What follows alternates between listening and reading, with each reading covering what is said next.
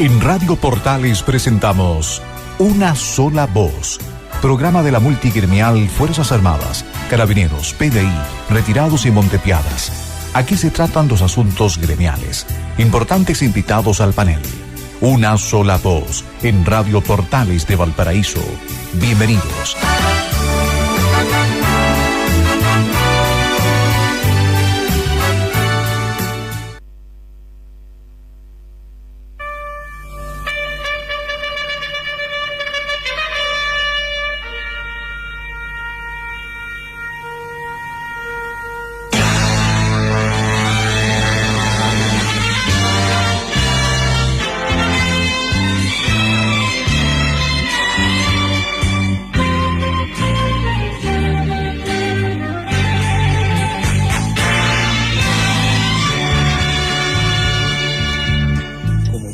Que juega en tus campos, como el beso que te ofrece un niño, como Pascua con muchos regalos. Así te quiero, patria querida, así te quiero, patria querida. Como abuela rodeada de nietos, como ave sin ser perseguida, como un niño con todos sus pétalos. Así te quiero, patria querida, así te quiero, patria querida. Patria, patria seca tu llanto, chileno dame tu mano, el invierno se fue de mi tierra, la primavera la trae un soldado, la primavera la trae un soldado.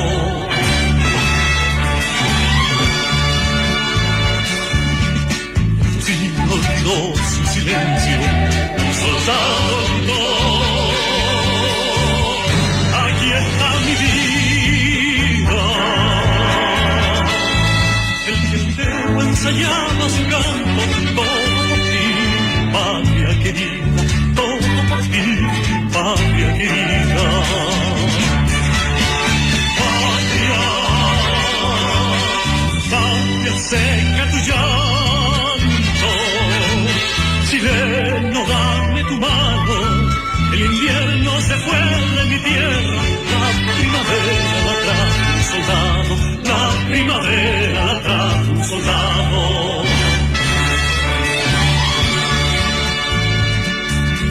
El frío olvidó su silencio, un soldado gritó: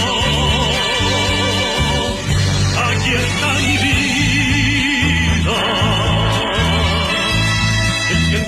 Ensayaba su canto, todo por ti, patria querida, todo por ti, patria querida, todo por ti,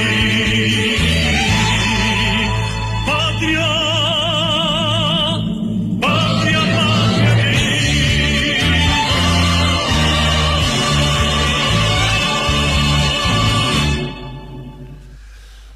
Estimados amigos, señores auditores, tengan ustedes muy buenos días.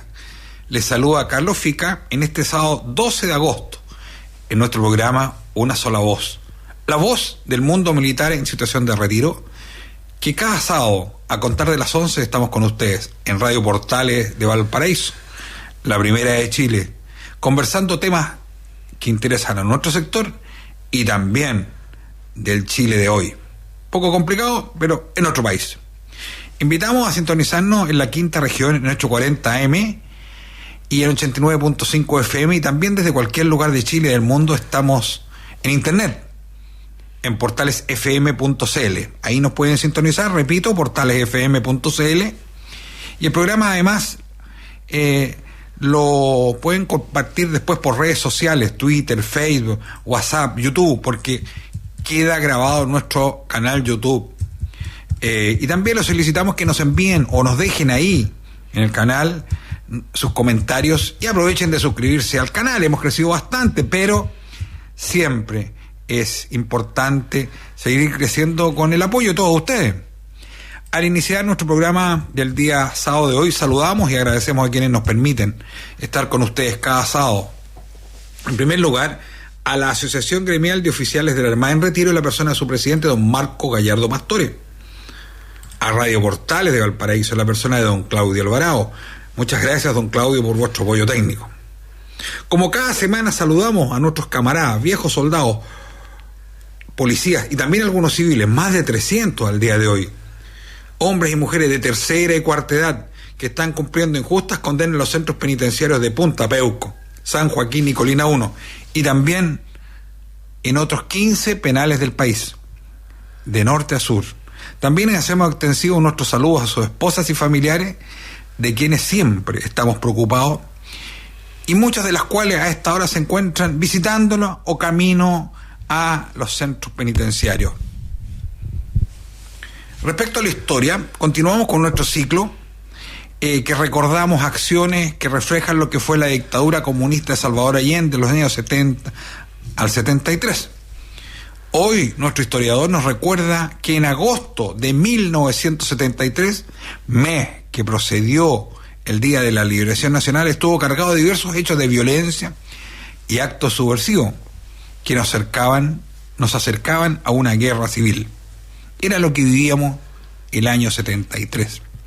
Sobre la agenda de la semana hay varios temas. Está indudablemente el caso Convenio, que está el gobierno y su agenda de recordar los 50 años, y también alcaldes que quieren renombrar ciudades pasando su aplanadora con su mayoría circunstancial. Está el proceso constituyente y su avance, y también algunos presidentes que están hablando del pasado, que queremos comentarlo con Milton. Sobre nuestra multigremial el día martes, en los casos de derechos humanos, conversó con nosotros la señora Berta Jerez Guevara. Ella es esposa de un prisionero que cumple 9 años de injusticia. En la reunión que invitamos a trabajar codo a codo los miércoles, nuestro invitado fue el general del aire y ex comandante en jefe de la Fuerza Aérea, don Ricardo Ortega Perrer, actual consejero constituyente, que él nos puso al tanto del avance del proceso constituyente. Les recuerdo la permanente invitación a ingresar y a trabajar con nosotros, con nuestra multigremial nacional de militares y policía. Como ya lo hemos dicho en otras oportunidades, nuestra razón de ser son la salud, las pensiones y la recuperación del Estado de Derecho que afecta a militares y policías en situación de retiro. Como siempre, los invitamos a interactuar con nuestro programa, con sus noticias, comentarios y aportes.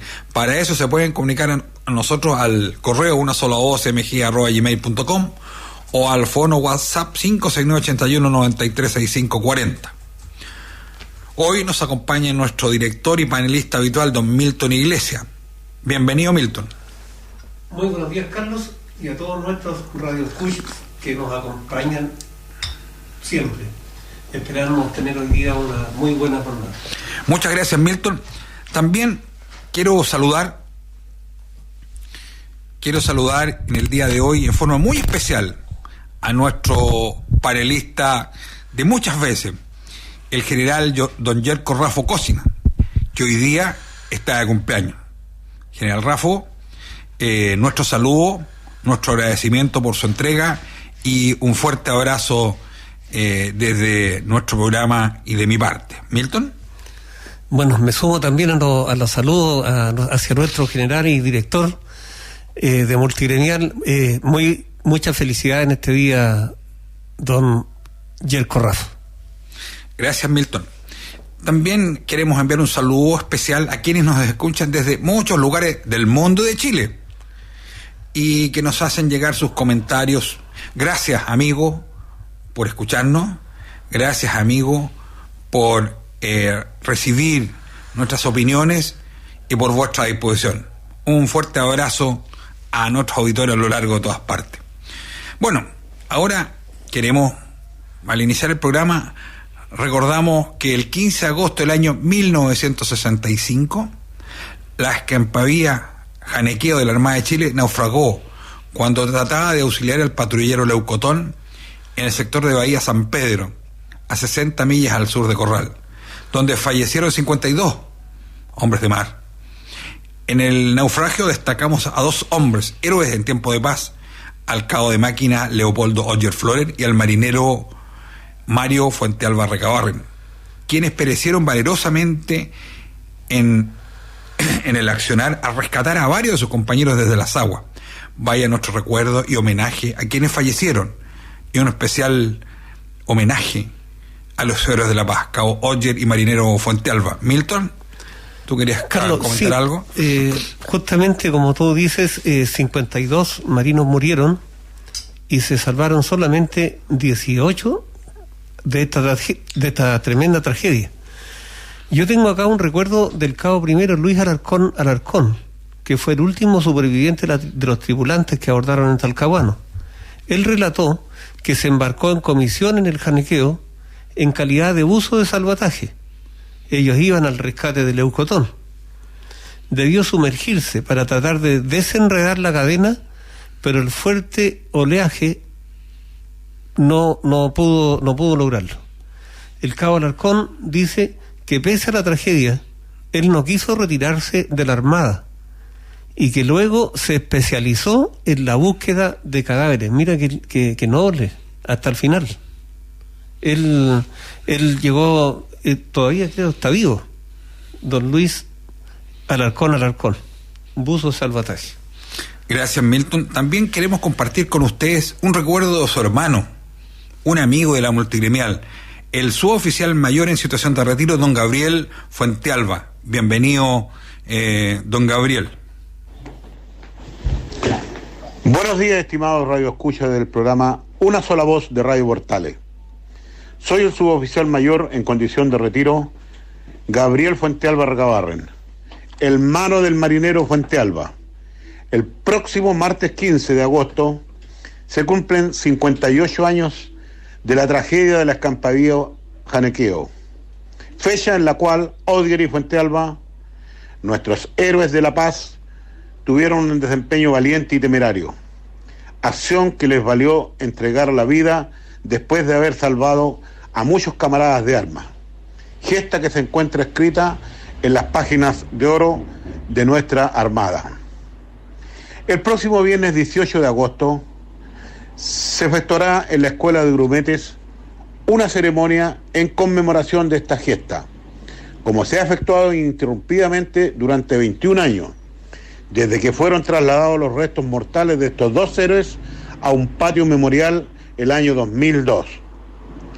Como familia, por supuesto, asistiremos, como siempre lo hemos hecho, orgullosos de la figura de Mario y lo que representa para nuestra querida Armada de Chile y su gente.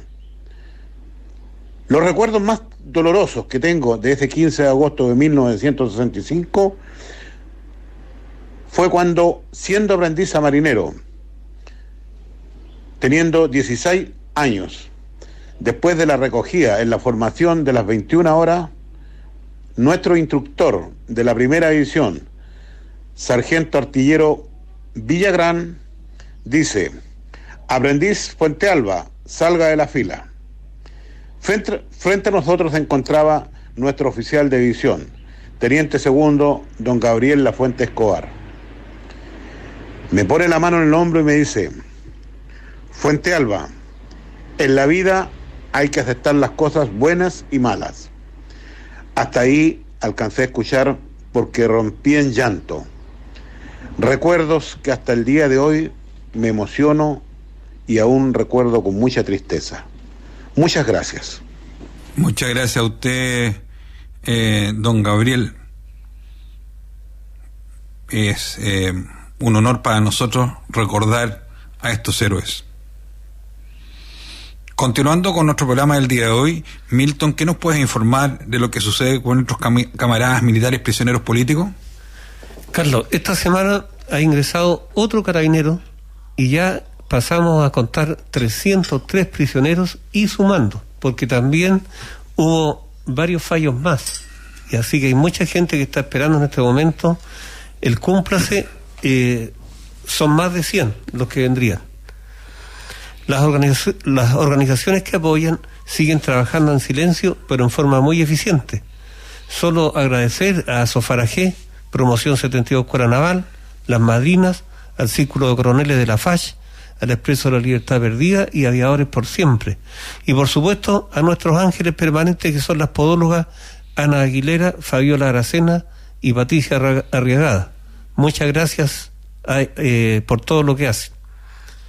También esta semana, Carlos, la Corte de Apelaciones confirmó que el general y ex vicecomandante en jefe del Ejército, Santiago Sinclair Ollaneret, teniendo a la vista los exámenes médicos de rigor, estableció que el ex militar de 95 años sufre una enajenación mental severa, Alzheimer. Él no sabe dónde está, no controla esfínter, tiene diversas patologías asociadas. Y resolvió que como no está en condiciones de cumplir su condena de 18 años en un recinto cerrado, lo dejó en custodia en su domicilio. También nosotros hemos informado hace un tiempo que estábamos haciendo unas gestiones a través de la señora Tatiana Vergara de Santiago, la operación de un carabinero que no tiene recursos, no tiene pensión, no tiene nada, y estaba quedando completamente ciego. A través de esta señora se logró que una clínica de Santiago lo operara, y en este momento estamos esperando los resultados que ojalá sean óptimos. Como te digo, Carlos, el asedio jurídico y la persecución jurídica cada día es más latente, cada día es más cercano, y los tribunales siguen condenando personas de 85, 90, 95 años sin ningún miramiento. Esperamos efectivamente que en algún momento la justicia dé por terminado esta ya persecución que se ve muy difícil, digamos, por delante. Tenemos un futuro muy complicado. Y ya vamos a completar 50 años de... Bueno, vamos... ¿qué nos recuerda la historia? Continuando con nuestro ciclo que iniciamos a principios de este año de dar a conocer el actuar del gobierno marxista Salvador Allende, y en esta ocasión serán hechos que reflejan lo que fue esta dictadura de los años 70-73. Nuestro historiador nos recuerda que en agosto de hace 50 años atrás, mes que procedió al Día de la Liberación Nacional, estuvo cargado de diversos hechos de violencia y actos subversivos que nos acercaban a la guerra civil a pasos agigantados y a la implantación de un régimen totalitario marxista-leninista. Siendo esto lo que llevó a las Fuerzas Armadas y Fuerzas de Orden a pronunciarse el 11 de septiembre. Es por ello que quisiéramos recordar en forma ordenada los hechos más violentos que caracterizaron este mes. Es el tema que nos recuerda nuestro historiador, el teniente segundo Reserva Naval, don Carlos Valdenegro. Bienvenido, don Carlos. Muy buenos días a los radioescuchas de Radio Portales y del programa Una Sola Voz. Sin lugar a dudas que el mes de agosto de 1973 podemos catalogarlo como un mes que fue decisivo en el devenir histórico de nuestra patria, ya que hubo decisiones personales de ciertos personajes que, a la luz de la historia que hoy recordamos, tuvieron un carácter trascendente, al igual que diversas resoluciones institucionales que con posterioridad significaron un cambio fundamental en los destinos de la patria y de la nación toda. Sin embargo, agosto del 73 también estuvo marcado por numerosas acciones de violencia y vulneraciones a los derechos humanos de la ciudadanía, los que quisiéramos someramente recordar a nuestros radioescuchas de manera cronológica. Es así como el 4 de agosto por Radio Nacional, el ministro Alejandro Villalobos, alias Comandante Mickey, decía: llamamos a los suboficiales honrados y oficiales honestos a incorporarse a las organizaciones máximas de la clase obrera. Llamó también a tomarse los supermercados para transformarlos en almacenes del pueblo. El 6 de agosto, por cuarto día consecutivo, la población del país careció de locomoción colectiva. Además, se allana a la industria lanera austral en Punta Arenas por parte de la Fuerza Aérea, resultando muerto un obrero que desobedeció la voz de alto. El 7 de agosto, la Armada informó que se detectó la gestación de un movimiento subversivo en 2 unidades de la escuadra, apoyados por extremistas ajenos a la institución. El mismo día, una explosión hizo volar 30 metros del oleoducto de la ENAP en las cercanías de Curicó, provocando 2 muertos, 9 heridos y cuantiosos daños materiales. Cerca del lugar se detuvo al militante mirista del SAG, Sabino José Romero Salazar. El 10 de agosto, la Fuerza Aérea emite un comunicado advirtiendo que en diferentes lugares del país han sido descubiertos extremistas vestidos con uniformes de las Fuerzas Armadas. El 14 de agosto, infantes de Marina allanan en Concepción el departamento de Celeste Vergara, reconocida marxista por haberse confirmado que en él se reunían los principales implicados en el abortado complot subversivo de ASMAR en Talcahuano, encontrándose planos de unidades de la Armada y del Ejército. El mismo día, Carabineros desbarata un vasto plan para provocar un estado de crisis y desorden generalizado al detener a 3 miristas en un control caminero. Al día siguiente, el 15 de agosto, 7 individuos que vestían uniforme del Ejército y portaban metralletas asaltaron un servicentro y se llevaron 25 balones de gas licuado. El 18 de agosto, unos 70 miristas se tomaron los estudios de Radio Talcahuano para dar lectura a una proclama contra las Fuerzas Armadas. El 22 de agosto, el MIR sostuvo su primer enfrentamiento serio con elementos del Ejército en Concepción. Alrededor de 300 miristas y otros militantes de la Unidad Popular salieron de una concentración invitando a gritos a los soldados del regimiento Chacabuco para que desobedecieran a los oficiales. Los extremistas fueron reprimidos a punta de bayonetas y culatas mientras disparaban con armas de fuego contra los efectivos del ejército. El 24 de agosto, los detenidos a raíz del complot contra la segunda zona naval de Talcahuano confesaron que sus dirigentes los habían instado a bombardear la población Las Salinas de Valparaíso. El 25 de agosto, metralletas, armas largas y cortas, gran cantidad de munición y explosivos de alto poder fueron encontrados en un allanamiento a cargo de la Infantería de Marina y Carabineros en Talcahuano. La casa allanada apareció como cuartel general del grupo de extrema izquierda que estaban tratando de infiltrar a la Armada Nacional. El 29 de agosto, brigadistas de la Unidad Popular asaltaron el diario El Rancagüino. Los extremistas destruyeron el automóvil de un periodista, quebrando además todos los vidrios y causando numerosos destrozos en el edificio. El mismo día, el subteniente de ejército Héctor Lacrampet es asesinado por el activista mexicano Jorge Sosa Sil, miembro de un comando extremista. El 31 de agosto, uno de los más graves incidentes ocurridos en Valparaíso en esos años tuvo lugar en las inmediaciones de la Universidad Católica Porteña, entre trabajadores y estudiantes del MIR, en conjunto con extremistas del Frente de Trabajadores Revolucionarios con Carabineros. No obstante, el mes de septiembre se acercaba para traernos la libertad a la patria. Muy buenos días, muchísimas gracias. Muchas gracias, Teniente Valdenegro. Bueno, como usted lo dice, estos eran los angelitos de la UP que estaban destruyendo Chile y asesinando a chilenos. Milton, ¿algún comentario? Bueno, yo quiero referirme un poco, digamos, a los marinos subversivos que nuestro historiador hace referencia, los que hoy se hacen llamar constitucionalistas y han emprendido acciones judiciales contra el Estado apoyado por la Central Única de Trabajadores.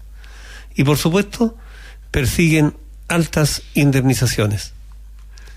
Está claro que en el programa básico de la UP se afirmaba de manera explícita que los problemas fundamentales del país derivaban en los privilegios de clases, a los cuales jamás renunciarían voluntariamente, lo que se contraponía con el objetivo fundamental de la UP, que era terminar con el dominio de los imperialistas o de los monopolios. También esto solamente tuvo un solo resultado, que fue brutal, en el sentido de que ellos trataron de imponer su ideología a sangre y fuego, resultando finalmente derrocados. Gracias, Milton.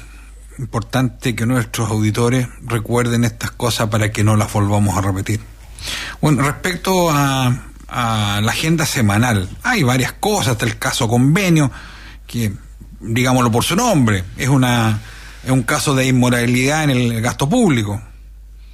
El gobierno y su agenda de recordar los 50 años, también alcaldes que quieren renombrar sus calles y plazas en algunas secciones, pasando su aplanadora en su mayoría circunstancial que tienen en sus consejos.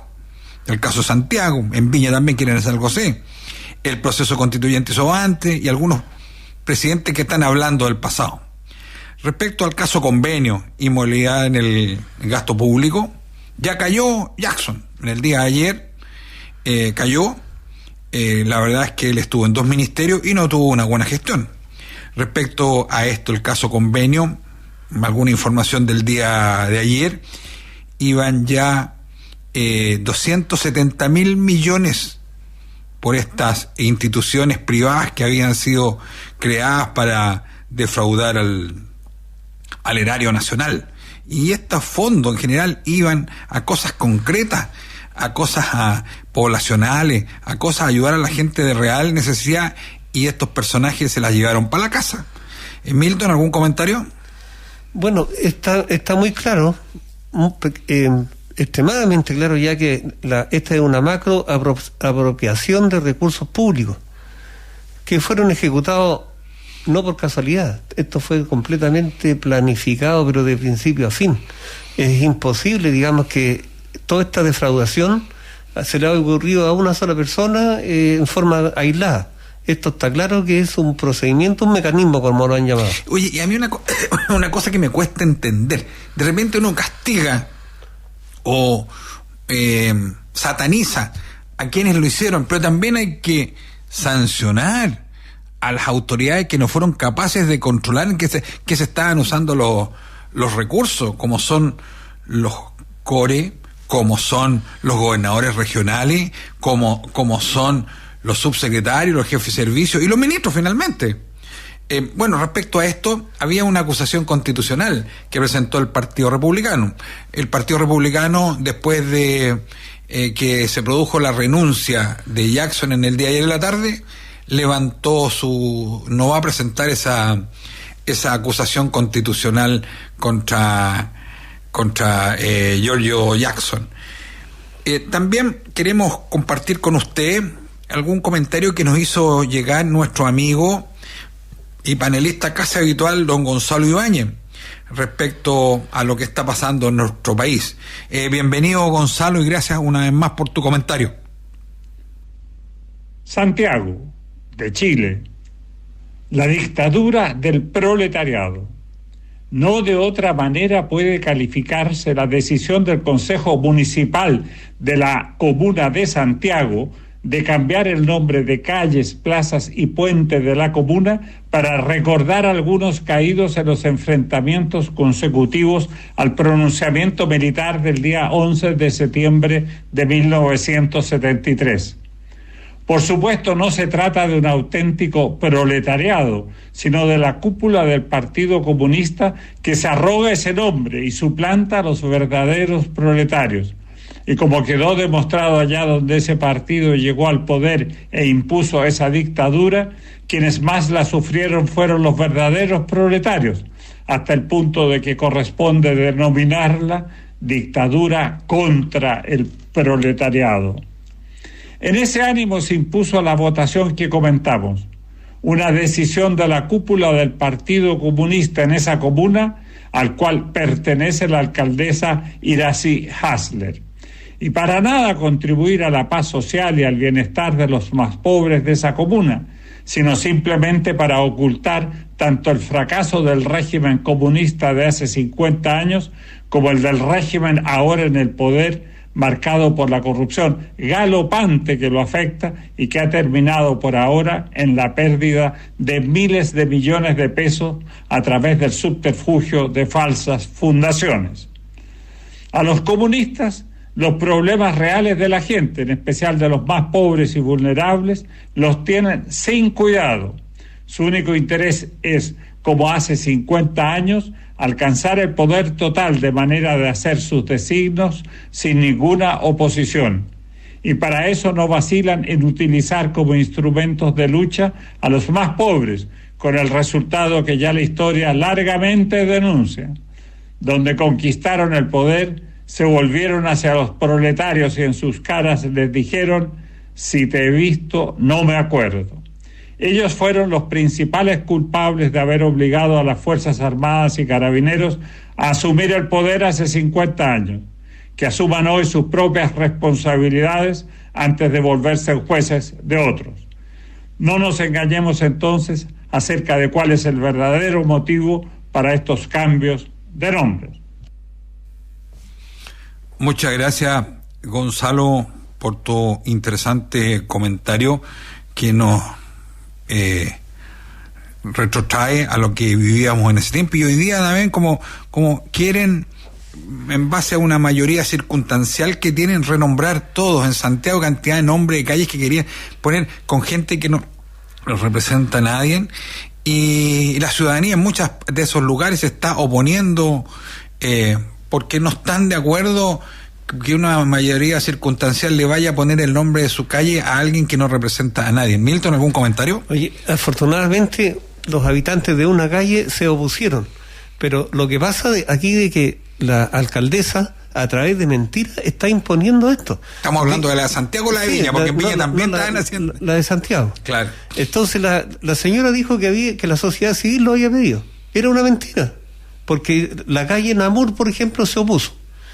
No le habían consultado nada a nadie. Se supone que en las otras calles tiene que haber pasado lo mismo, pero estamos aún en una aberración total. Fíjate que le quieren cambiar el nombre a la calle General Bulnes y le quieren colocar el nombre de Yekar Negme, que es un terrorista del MIR y que surgió, digamos, de una asociación ilícita, totalmente. Entonces estamos haciendo puras aberraciones a través de mentiras. Entonces yo creo que la sociedad civil tiene que ponerse un poco más firme y defender los nombres de sus calles. Nos están entregando pura porquería. En Santiago también otra calle que se llamaba Carabineros de Chile, también le querían cambiar el nombre. Aquí en Viña a una le quiere poner Salvador Allende, una parte en la continuación de la calle Quillota.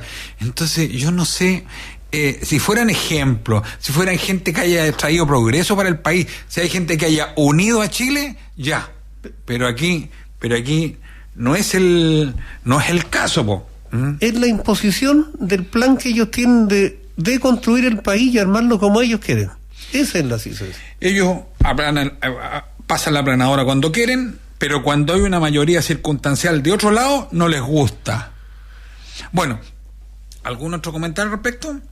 Mira, yo lo que veo, digamos, de que la debilidad que tienen las personas de no defender sus calles, eso me llama a mí la atención. Creo que la sociedad civil ya tiene que empezar a reaccionar frente a todas estas cosas si quieren cambiar a todo Chile, pues. Y lo van a lograr si no hay oposición de nuestra sociedad civil. Gracias, Milton. Respecto al proceso constituyente, esta semana estuvo con nosotros Genaro Ortega, y el trabajo en realidad que están haciendo en estos momentos son trabajos en comisiones. Trabajan viendo sus mociones de ellos, las que presentaron ellos, que son del orden de 400 y tantas, y en trabajo en comisiones y escuchar a personas, y en las próximas semanas vienen votaciones en pleno, pero por el momento no hay grandes avances que se puedan publicar. En la medida que los tengamos, Genaro Ortega se comprometió a irnos manteniendo informados. ¿Algún comentario? No, por el momento. No. Bueno, vamos ahora a otro tema contingente, pero es mirando al pasado, gente que no se olvida lo que pasó. Algunos presidentes están hablando, presidente de la República, están hablando del pasado. Milton, ¿tú tienes algún comentario respecto a lo que expresó Frei en algunas entrevistas por ahí? Sí, mira, Eduardo Frei hizo 2 entrevistas, una en El Mostrador y otra en El Mercurio. A mí me llamó la atención porque él dice, estas personas no pueden estar en una cárcel común. El expresidente Eduardo Frei defendió la creación y mantención del penal de Punta Peuco, construido en 1995 como cárcel para militares y policías, al manifestar: en ninguna parte del mundo estas personas pueden estar en una cárcel común. Ni siquiera en los casos de Colombia se ha dado. Todos los gobiernos después del mío dijeron que iban a cerrar Punta Peuco, pero ahí lleva 28 años. Es un ejemplo en el mundo. Eso no significa que no queden temas pendientes. Sus dichos se producen a 50 años del pronunciamiento militar, en circunstancias que existe una moción en el Parlamento para trasladarlos a la cárcel de Colina y transformar Punta Peuco en una cárcel para mujeres embarazadas y con hijos. También recordó que, teniendo diferencias con Ricardo Lagos, que era el ministro de Obras Públicas en ese momento, tomó la decisión de construir este penal con esa oposición, porque Ricardo Lagos tenía un problema de conciencia. Manifestó también, y esto a mí me parece súper importante, Carlos, manifestó que para iniciar los juicios hubo que cambiar a 1/3 de los miembros de la Corte Suprema que no eran de esa línea, y crearon incentivos como la jubilación de todos los ministros a los 75 años, iniciándose así el proceso de apertura de los casos de violaciones a los derechos humanos. Si no, no habría sido posible. Y muy rápidamente se vinieron los juicios. Primero Manuel Contreras, Frei llevaba más de un año en el gobierno, y en mayo de 1995, cuando la Corte Suprema ratificó la condena a Contreras y a Espinosa, fueron enviados a Punta Peuco, excepto Armando Fernández Lario, que en ese momento se encontraba en Estados Unidos. Entonces, yo me doy cuenta aquí, Carlos, de que esto fue siendo arreglado para que se produjeran estos juicios que en ese momento no daban a lugar, puesto que la mayoría de estos casos ya habían sido investigados por la justicia militar, y ellos crearon una forma de quitarle la legalidad a esos juicios e iniciarlos de nuevo. Pero ningún país coloca a sus policías y a sus militares que actuaron en forma secreta, nunca los va a colocar en un régimen abierto donde queden expuestos a tantas debilidades y vulnerabilidades, digamos, donde arriesgan sus vidas. Entonces veo, Carlos, una tendencia y un arreglo político, y por eso que los fallos son como son. O sea, no tienen, en este momento, no respetan las pruebas de la defensa, y es por esto, porque esto fue inicialmente un arreglo político, y eso es lo que se está cumpliendo. Bueno, hay dos cosas que él habla de que respecto a las cárceles que tienen que estar segregadas, indudablemente tienen que estar segregados porque es una población distinta, y también por otro lado son personas de tercera y cuarta edad que tienen otro tipo de patología. La otra cosa que a mí me llama la atención respecto a esto, a estas declaraciones del presidente Frei, o expresidente Frei, que fueron, tú mencionaste dos medios de prensa, yo mencioné un tercero, Canal 13, que fue hace un par de días atrás, donde me llama la atención cero autocrítica. Ellos metieron en este problema a Chile. Recordemos que el papá y Elwin hablaban, el papá, Eduardo Frei Montalva, y Patricio Elwin Azócar, hablaban de que esta cosa solamente se arreglaba con fusiles. Ya, ellos no se pusieron de acuerdo, se arreglaba con fusiles, y después ellos terminan beneficiándose, y los militares jóvenes, soldados jóvenes, tenientes en esa época, hoy día terminan cumpliendo cárceles. O sea, le piden a los militares que arreglen el problema y ellos miran para el lado. Y hoy día esos jóvenes militares hoy día son viejos soldados de tercera y cuarta edad que se están muriendo en esas cárceles de terminio, como le decimos a Punta Peuco, Colina, San Joaquín y otras más. Esa es la pura realidad. Esto se arregla con fusiles y Elwin lo dijo, después vendrá la hora del derecho. Y a la hora del derecho estos son los resultados. Están sancionando a inocentes. La hora del odio y de la venganza, eso es lo que ha venido. Milton, continuando con nuestro programa, tenemos una interesante carta que envió don Fernando Tobí, que es titulada Los chivos expiatorios de Punta Peuco. ¿La puedes leer, por favor, Milton? Sí, claro. Bueno, está titulada como un arreglo inmoral. La existencia de chivos expiatorios permite que políticos, jueces y militares duerman tranquilos. Cuando nos sentimos frustrados porque no vemos manera de resolver un problema, la respuesta más sencilla para canalizar esa impotencia, miedo o ansiedad es dirigirla hacia una tercera persona o un grupo. De hecho, a menudo la elección del chivo expiatorio es un proceso que se alimenta de manera inconsciente. ¿Estalló la paz? El 11 de marzo de 1990 fue el fin de un proceso. La competencia política entre el gobierno militar y la concertación y el comienzo de otro, la transición, bajo el liderazgo de Elwin, que estableció un conjunto de tareas para materializarla. Regreso de las Fuerzas Armadas a su rol profesional, enfrentar el problema de las violaciones de los derechos humanos en forma tal que satisficiera las exigencias de su conglomerado político, que evitara el arrinconamiento de los militares y combinara justicia con prudencia para conseguir la reconciliación nacional, entre otras.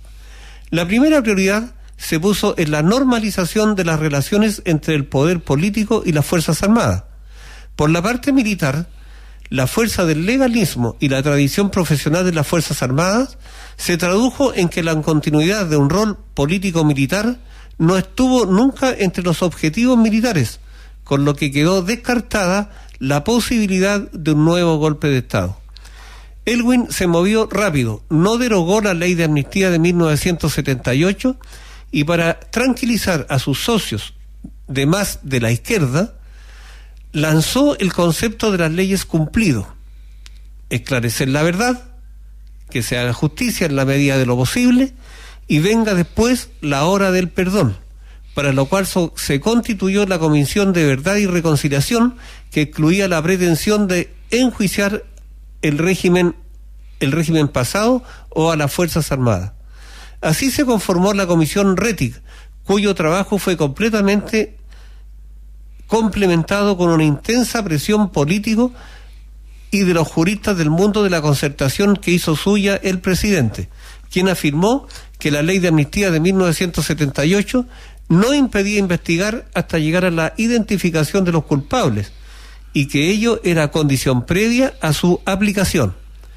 Según Benninger, el informe fue lapidario y la comisión estableció que los detenidos desaparecidos fueron algo menos de 2.000 detenidos, con obvio resultado de muerte, pero que evidentemente los secuestros fueron efectuados por los servicios de seguridad del gobierno, con la pasividad del Poder Judicial.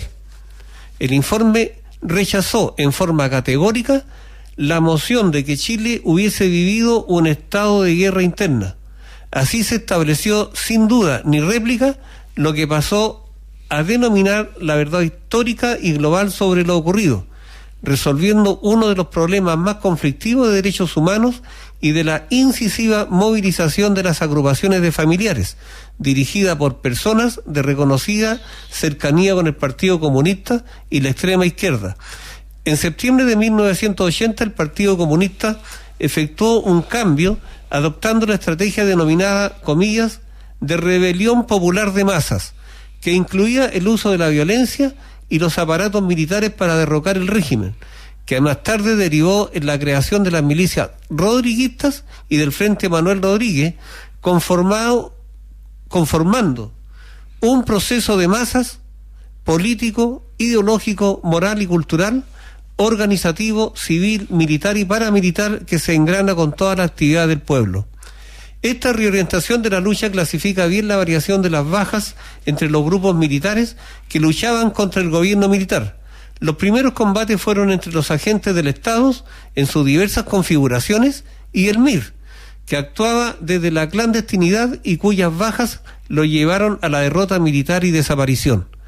Desde comienzos de 1980 fueron reemplazados por las milicias militares y paramilitares comunistas ya identificadas, que recibieron el grueso de los esfuerzos militares del gobierno para su destrucción, que se tradujo en un incremento exponencial de las bajas de la fuerza del Partido Comunista. El arsenal enviado a Carrizal Bajo por el gobierno de Cuba fue capturado en su casi totalidad, y ello desarticuló por completo la estrategia del Partido Comunista para dar comienzo al estallido 1.0. El fracaso del intento de asesinato del general Pinochet una semana más tarde marcó la derrota final del esfuerzo militar del Partido Comunista, su regreso a las formas políticas de acción y su ingreso a regañadientes a la concertación. Este breve recuento nos lleva a algunas conclusiones. El objetivo principal del gobierno civil fue normalizar su relación con las Fuerzas Armadas y lo consiguió liberándolas conceptualmente del gobierno militar y de la carga política, ideológica y judicial correspondiente. Los militares tuvieron una actitud defensiva orientada a no aceptar ninguna forma de condena colectiva o imputación de responsabilidad a las instituciones armadas como tales. Para lo anterior, se adoptó la política de que los delitos de derechos humanos cometidos por agentes del Estado durante el gobierno militar eran imputables a personas y no a los mandos institucionales. Con esta decisión se abrió la temporada de caza de agentes del Estado, que habría actuado como individuo, pero sí y ante sí, fuera del esquema del mando militar y funcionarios de las instituciones que los encuadraban y cuyos mandos quedaron exentos de juicio político, moral y judicial. El problema de los derechos humanos fue dividido en dos partes: un juicio político e ideológico que se desarrolló en el Congreso Nacional, los medios de comunicación social, la acción propagandística y el otorgamiento de pensiones e indemnizaciones a todos los que se declararon perjudicados por el Estado durante el régimen militar. Y otro, a configurar un conjunto de agentes del Estado con los que se conformó un grupo de chivos expiatorios, adecuado para recibir un duro castigo que satisficiera las aspiraciones de todos los interesados en hacer justicia.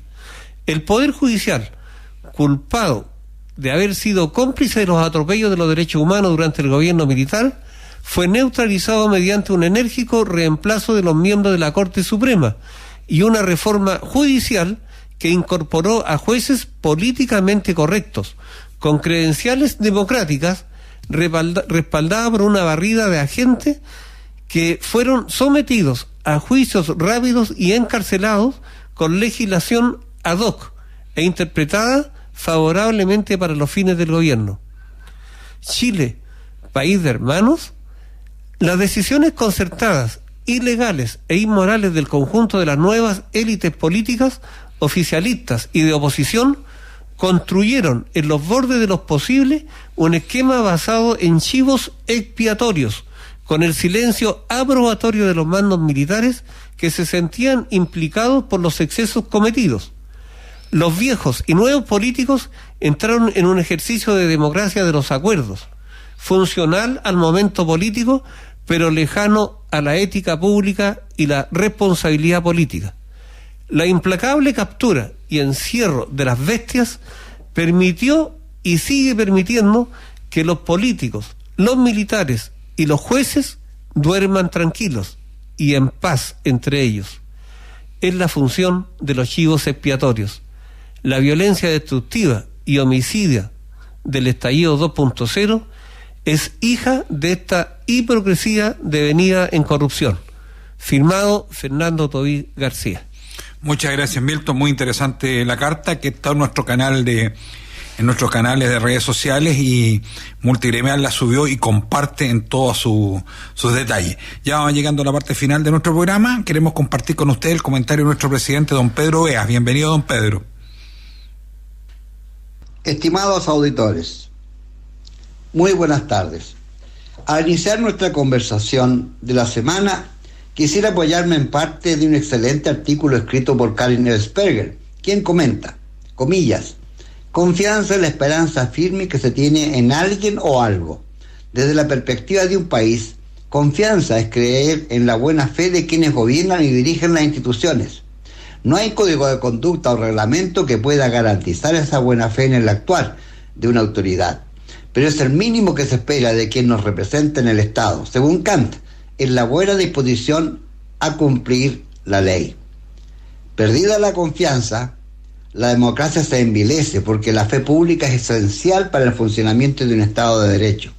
La última es el ominoso desvío de grandes sumas vía instituciones supuestamente creadas para ir en ayuda de los más pobres. En Chile, aún no habíamos conocido la ruin corrupción pura y dura que saca literalmente la comida de la boca de los más necesitados.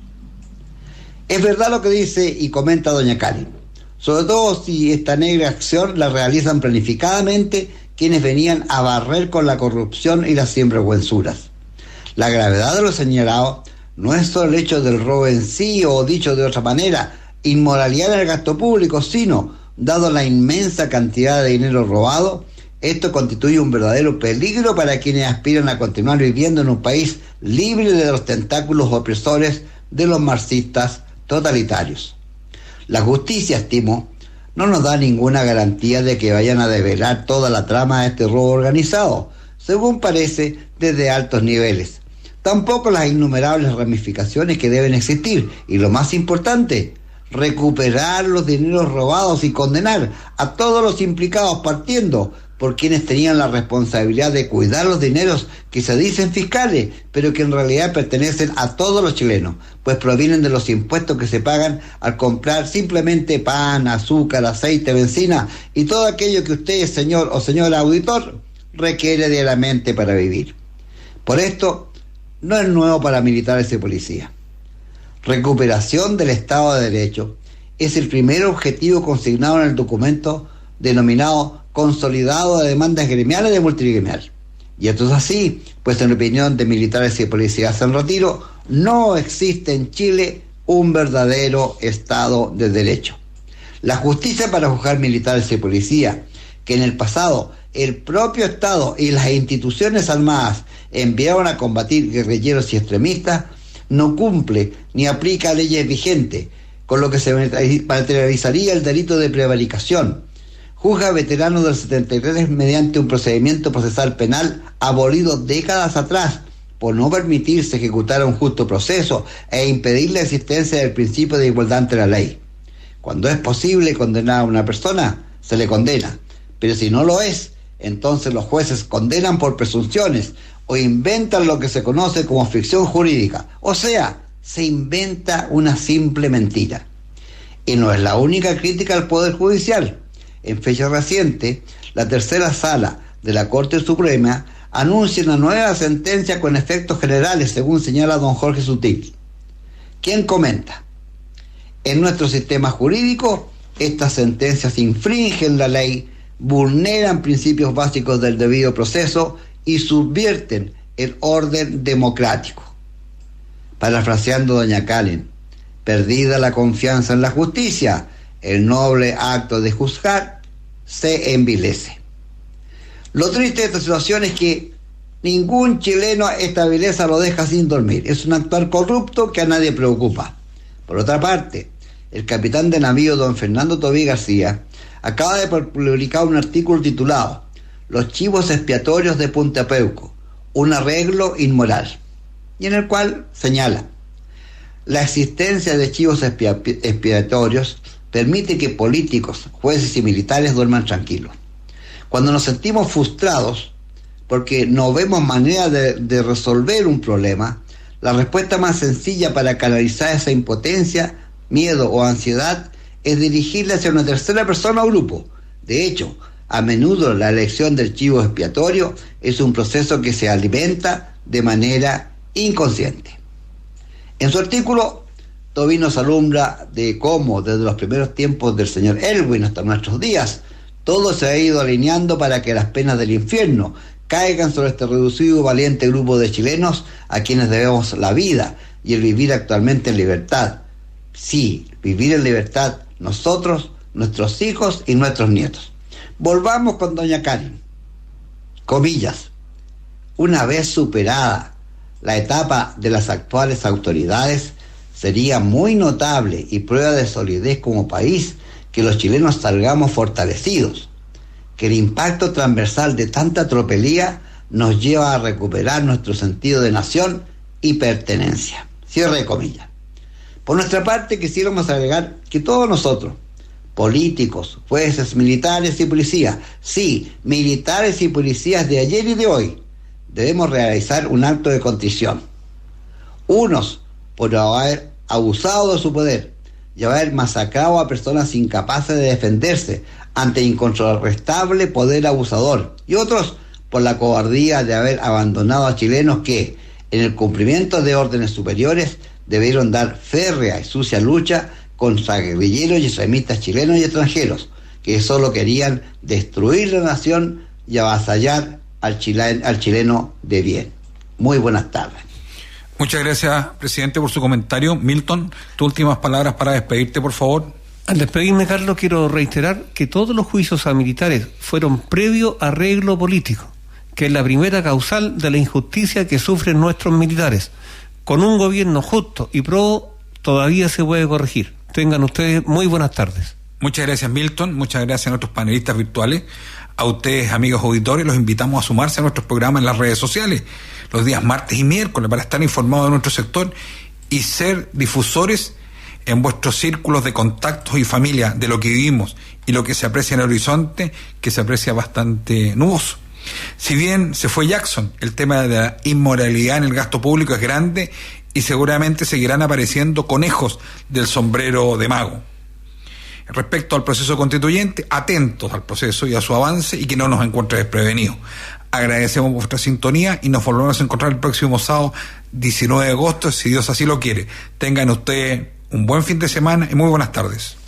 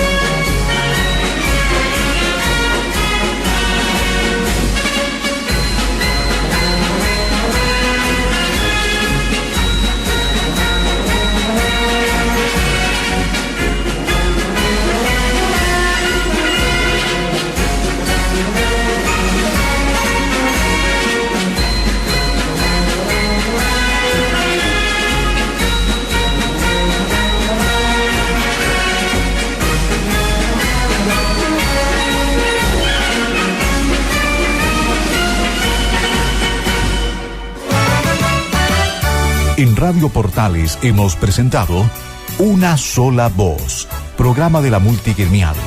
Fuerzas Armadas, Carabineros, PDI, retirados y montepiadas. Aquí se tratan los asuntos gremiales. Importantes invitados al panel. Una Sola Voz en Radio Portales de Valparaíso. Muchas gracias. Las opiniones vertidas en este programa son de exclusiva responsabilidad de quienes las emiten y no representan necesariamente el pensamiento de Radio Portales de Valparaíso.